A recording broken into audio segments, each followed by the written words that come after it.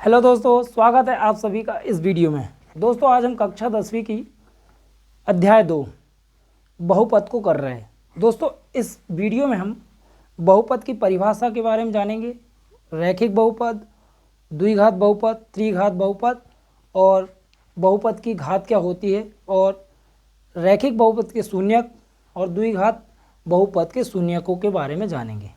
दोस्तों सबसे पहले हम इस वीडियो में बहुपद की परिभाषा को देखते हैं, तो चलिए शुरू करते हैं। दोस्तों बहुपद क्या है? बहुपद की परिभाषा क्या है?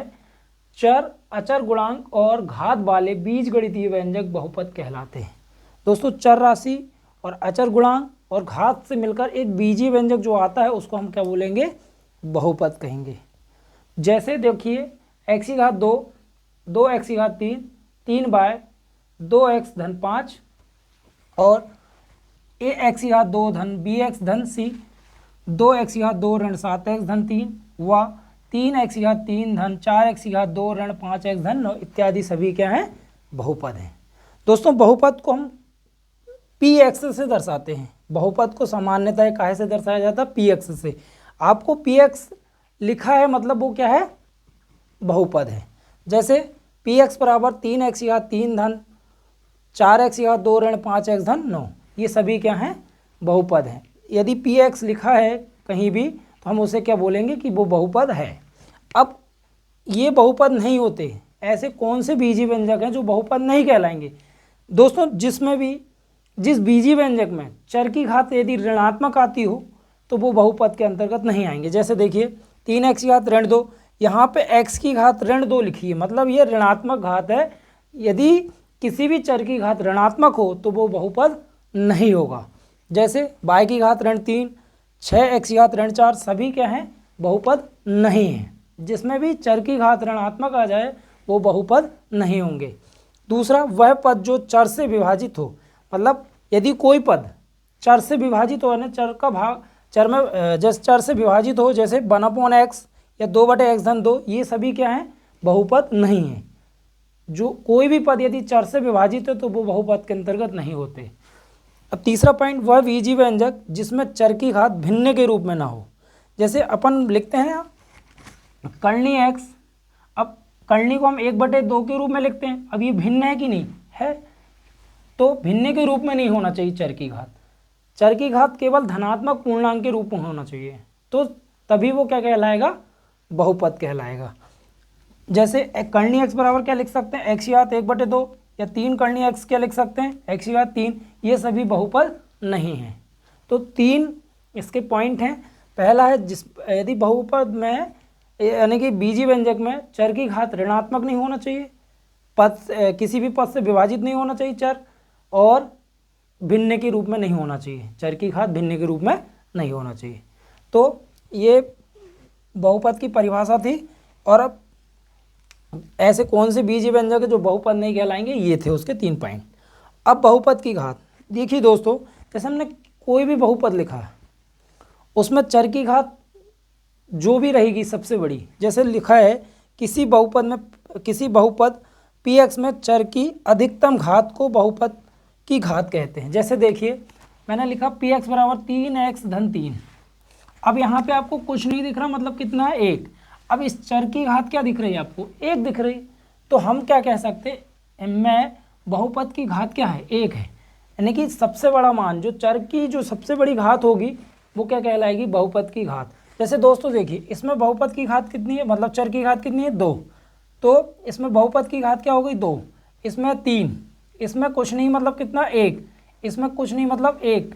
इसमें कितना है? 2। यहाँ देखो ये 2 चर हैं, मतलब x यहाँ है x की घात 2 और यहाँ x है, यहाँ कुछ नहीं मतलब 1। तो सबसे बड़ा मान कितना है? 2 है। तो किसी बहुपद में चर की जो अधिकतम मान होगा, जो चर का अधिकतम मान होगा वो बहुपद की क्या कहलाएगी? घात कहलाएगी। यहाँ पे 2 होगी, यहाँ पे कितना होगा? 3 होगा। जैसे मैंने लिख दिया हूँ यहाँ पे 4x की घात 2 धन 3x धन 5 में बहुपद की घात क्या होगी? 2 होगी। इसमें क्या होगी? 3 होगी। तो आपको समझ में आ गया होगा वैसे। अब आता है रैखिक बहुपद।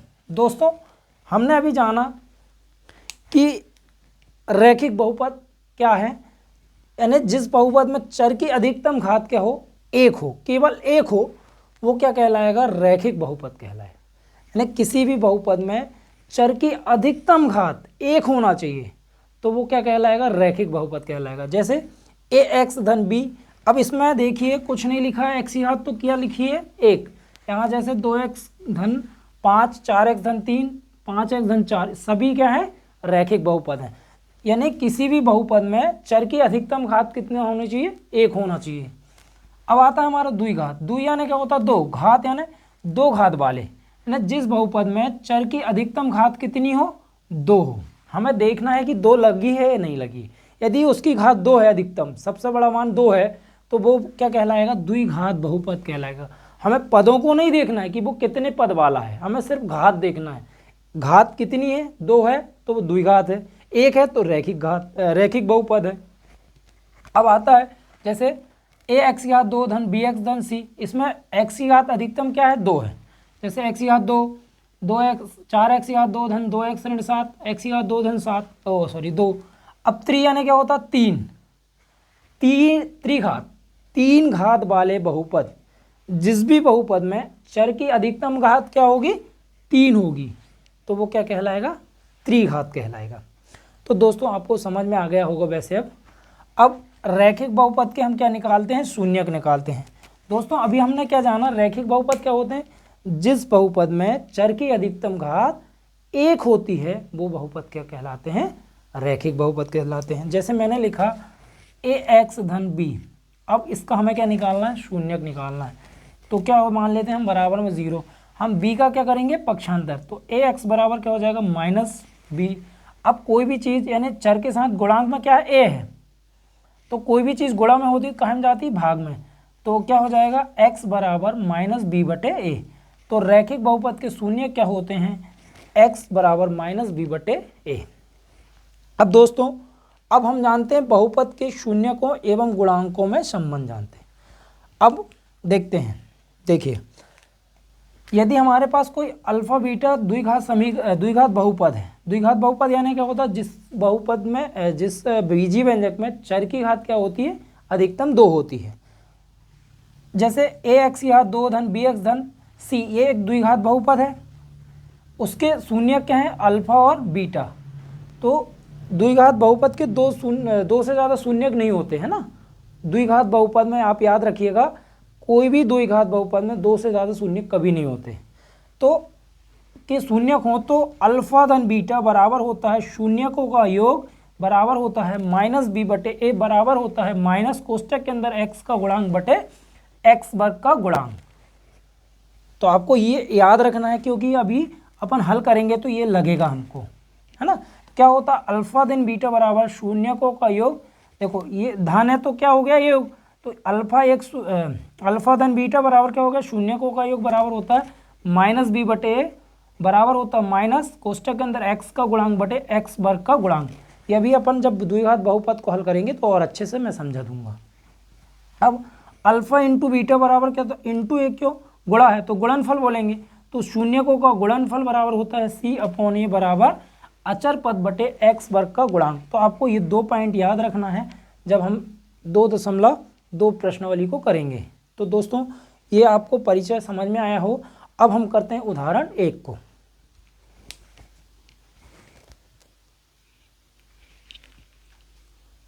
दोस्तों अब हम उदाहरण 1 करते हैं, तो चलिए देखते हैं उदाहरण 1। उदाहरण 1 है, नीचे दी गई आकृति 2.9 में ग्राफों को देखिए। दोस्तों मैंने एक ग्राफ बना लिया है, प्रत्येक आकृति y बराबर पी एक्स, जहाँ जैसे ही पी एक्स हम देख लें तो वो एक बहुपद है, ये बताया भी उसने कि जहाँ पी एक्स एक बहुपद है का ग्राफ है। ग्राफों से प्रत्येक के लिए पी एक्स के शून्यकों की संख्या ज्ञात करना है, पी एक्स के शून्यकों की संख्या हमें बताना है। तो चलिए दोस्तों हम करते हैं। देखिए दोस्तों ये मैंने एक ग्राफ बनाया है, ये जो रेखा जा रही है यहाँ से, मान लीजिए ये जो जा रही है, ये आप देखिए x और x डैश को कितनी बार प्रच्छेद करती है। तो ये रेखा यहाँ से चालू हुई और यहाँ पे आके एक बार टच करी, किसको, x x डैश को। ये y डैश को नहीं देखना हमें, सिर्फ किसको देखना, x x डैश को। तो गई, तो ये केवल कितनी बार टच कर रही है इस x x डैश को, एक बार। तो हम क्या लिख देंगे, शून्यकों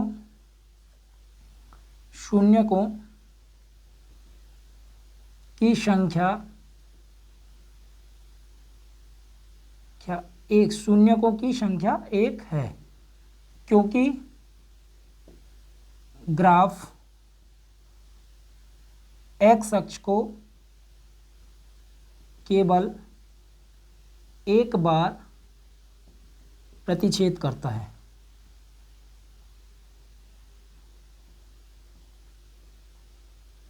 तो दोस्तों ये जो है केवल एक ही बार क्या कर रहा है, प्रतिच्छेद कर रहा है, किसको, एक्स एक्स को।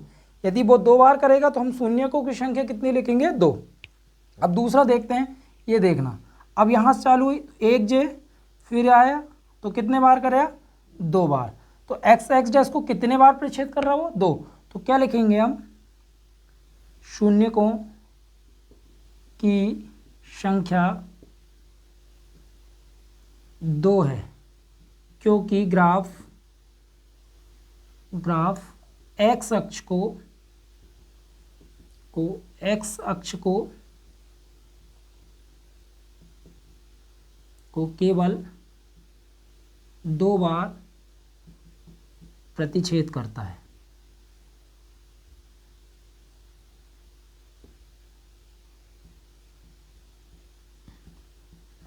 अब तीसरा वाला देखते हैं, यहां से चालू हुआ तो एक, दो और ये तीन।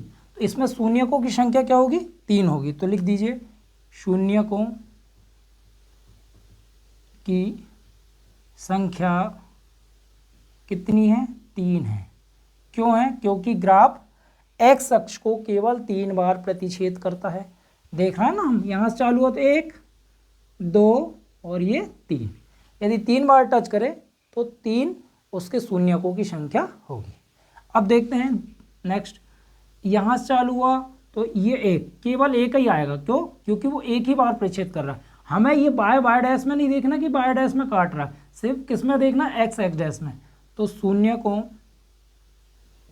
की संख्या एक है।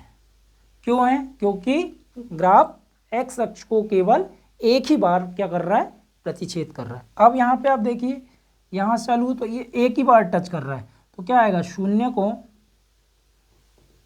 की संख्या एक है। क्यों है, क्योंकि ग्राफ एक्स अक्ष को केवल कितने बार प्रतिच्छेद कर रहा है, एक बार कर रहा है। अब यहाँ पे देखिएगा, ये चला यहाँ, ये आया, ये। अब इस तरह से कितने, एक, दो, तीन और ये चार। तो शून्यकों की संख्या कितनी है, चार है। क्यों है, क्योंकि ग्राफ एक्स अक्ष को केवल चार बार प्रतिच्छेद कर रहा है। तो दोस्तों इस तरह से ये उदाहरण दो थे, एक था। अब हम आगे के करते हैं। तो अब हम करते हैं प्रश्नावली 2.1। तो चलिए सॉल्व करते हैं उसे। दोस्तों अब हम प्रश्नावली 2.1 को हल करते हैं। देखिए प्रश्न क्रमांक है, किसी बहुपद के px के लिए y बराबर px का ग्राफ नीचे आकृति 2.10 में दिया गया है। प्रत्येक स्थिति में px के शून्यकों की संख्या में ज्ञात करना है। दोस्तों मैंने उदाहरण दो आपको समझाया हूँ, तो उसी के अनुसार इसको भी करना है। देखिए ये रेखा एक्स अक्ष को टच कर रही है क्या, मतलब प्रतिच्छेद कर रही है क्या, नहीं, ये तो केवल बाय डैश को कर रही है। तो क्या लिखोगे, शून्यकों की संख्या शून्य है, शून्यकों की संख्या शून्य है, क्योंकि ग्राफ एक्स अक्ष को एक भी बार प्रतिच्छेद नहीं करता है। तो दोस्तों ये एक्स डैश को एक भी बार प्रतिच्छेद नहीं कर रही है, इसलिए शून्यकों की संख्या क्या है, 0 है। अब इसी के बाद ये यहाँ से चालू हुआ है, ये आया, कितनी बार टच कर रहा है, ये कितनी बार प्रतिच्छेद कर रहा है, एक बार।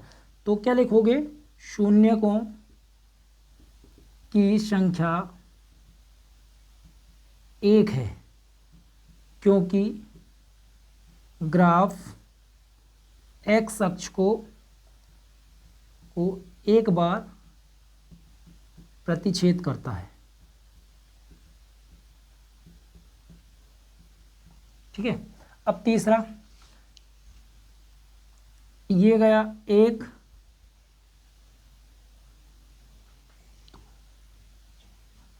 यहाँ से गया 1, ये आया 2 और ये आया 3।